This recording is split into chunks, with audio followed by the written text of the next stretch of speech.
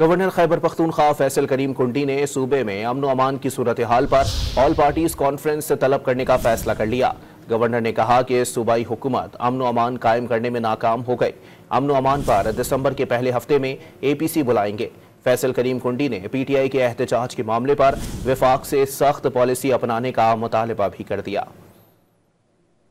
اب جو ہے اس چیز کو دیکھتے ہوئے کہ صوبائی حکومت کی ایک غیر ذمہ وارانہ رویہ جو ہے، کیونکہ روز وہ اسلام آباد پہ چڑھائی یا جو ہے اپنے بانی چیئرمین کی رہائی کے لیے جو ہے وہ جلسے جلوس کرتے ہیں، انہوں نے اپنا صوبہ جو ہے وہ ملٹنٹس کے حوالے کر دیا کہ وہ جو کچھ کرنا چاہتے ہیں، اور لوگوں کا جو ہے وہ جان و مال کا تحفظ کرنے میں صوبائی حکومت جو ہے وہ ناکام ہو چکی ہے۔ ہم جو ہے وہ دسمبر کے پہلے ہفتے میں جو ہے آل پارٹیز کانفرنس کرانے کے لیے جا رہے ہیں، جو کہ گورنر ہاؤس میں ہوگی۔ تو وہ کہتے ہیں کہ ہم نے دھرنا کرنا ہے، ہم نے احتجاج کرنا ہے، ہم نے اسلام آباد پہ چڑھائی کرنی ہے، ہم نے ریاست کے خلاف لڑائی کرنی ہے۔